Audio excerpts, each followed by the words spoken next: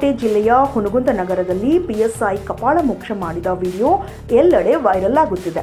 ಪೊಲೀಸರಿಗೆ ಎದುರು ಮಾತನಾಡಿದ್ದಲ್ಲದೆ ಪೊಲೀಸರ ಮೇಲೆ ಹಲ್ಲೆ ಮಾಡಲು ಯತ್ನಿಸಿದ ಅನ್ನುವ ಕಾರಣಕ್ಕೆ ಆತನಿಗೆ ಪೊಲೀಸರು ಹೆಗ್ಗಾಮುಗ್ಗಾ ಥಳಿಸಿದರು ಎನ್ನುವ ಸಮರ್ಥನೆಗಳು ಇವೆ.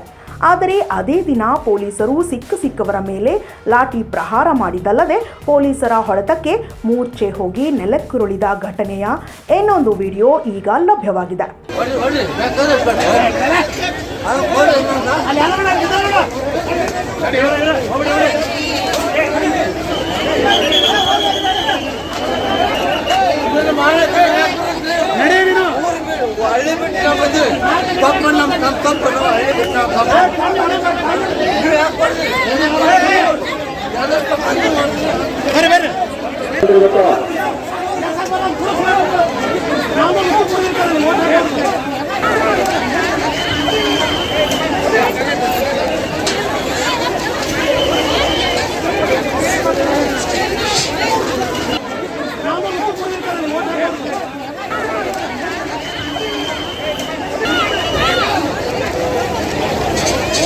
ಹುನಗುಂದದ ವಿಜಯ ಮಹಾಂತೇಶ್ವರ ಬ್ಯಾಂಕಿನ ಚುನಾವಣೆಯ ಹಿನ್ನೆಲೆಯಲ್ಲಿ 4 ಗಂಟೆಯ ನಂತರ ಮತದಾನಕ್ಕೆ ಅವಕಾಶ ಇಲ್ಲ ಎಂದು ಪೊಲೀಸರು ಬ್ಯಾರಿಗೇಡ್ಗಳನ್ನು ಹಾಕಿ ಜನರನ್ನ ತಡೆ ಹಿಡಿದಿದ್ದರು.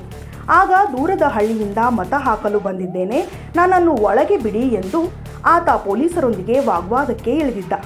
ಇದರಿಂದ ಕೋಪಗೊಂಡ ಪೊಲೀಸರು ಆತನಿಗೆ ಲಾಠಿಯಲ್ಲಿ ಹೊಡೆದಿದ್ದಲ್ಲದೆ ಕಪಾಳ ಮೋಕ್ಷವೂ ಆಗಿದೆ. ಅಷ್ಟೇ ಅಲ್ಲದೆ ನೆಲಕ್ಕೆ ಹಾಕಿ ಹಿಕ್ಕಾಮುಗ್ಗಾ ಥಳಿಸಿ ಜನರನ್ನ ಚದುರಿಸುವ ಕೆಲಸವನ್ನ ಮಾಡಿದ್ರು ಎಂದು ಪ್ರತ್ಯಕ್ಷದರ್ಶಿಗಳು ಹೇಳಿದ್ದಾರೆ.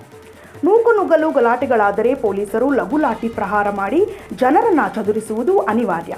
ಆದರೆ ಸಿಕ್ಕ ಒಬ್ಬ ವ್ಯಕ್ತಿಯನ್ನ ಮನಸೋ ಇಚ್ಛೆ ಥಳಿಸುವುದನ್ನ ಸಾರ್ವಜನಿಕರು ಖಂಡಿಸುತ್ತಿರುವುದು ಅಷ್ಟೇ ನಿಜ. ಇನ್ನಷ್ಟು ಅಪ್ಡೇಟ್ಗಳಿಗಾಗಿ ಫಾಲೋ ಮಾಡಿ ವಿಜಯ ಧ್ವನಿ ನ್ಯೂಸ್.